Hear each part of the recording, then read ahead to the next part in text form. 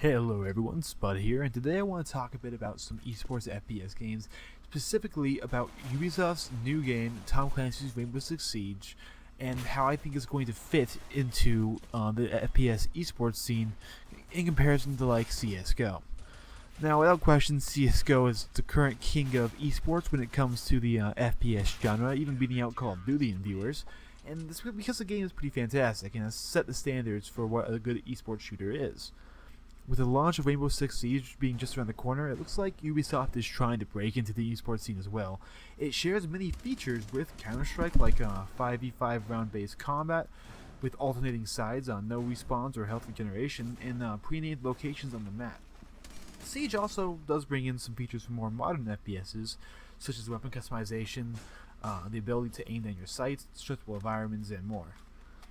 Ubisoft has also included a ranked matchmaking system into Rainbow Six Siege that was open even during the open beta, and during my playtime I definitely saw the potential. The game has a huge emphasis on teamwork and team coordination, using drones and cameras to provide vital intel or smashing holes in walls to create new lines of fire.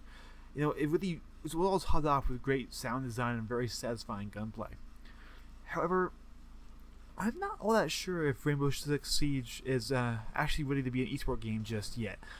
The first and biggest obstacle in its way is definitely its servers. I've played on both PS4 and on Uplay, and the netcode of the servers needs to be addressed, as it's pretty common to be killed around cover on both platforms if you do like a quick peek, and even if you're behind a bulletproof wall. Secondly, during the beta, players were constantly getting dropped out of games and having whole platforms go down for maintenance nearly twice a day. Now, I know what I got to play on PC and PS4 was just a beta, and it's entirely possible that these issues may be totally fixed before its launch in 2 days, but I'm still kind of skeptical that the servers will be totally 100% ready, just because of the short window between the beta and its release. The second issue that I think stands in the way of Rainbow Six becoming a big esports game is definitely the progression system.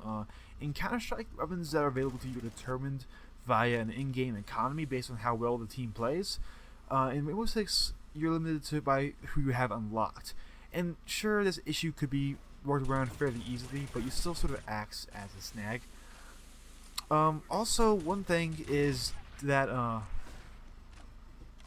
the game does seem fairly balanced. The Riot Shield bearers do seem slightly overpowered in my mind, because they're completely invulnerable to small arms fire from one direction, and their pistols have that pretty big one-shot potential if they get a headshot.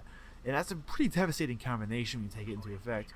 And while it could be argued that this encourages teams to work together to take an enemy down, I don't think that this goal really should be achieved by essentially making someone a mini-boss.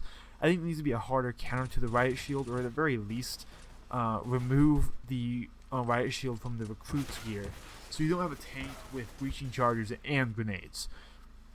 Another thing is that we need to make sure that Rainbow Six is spectator friendly.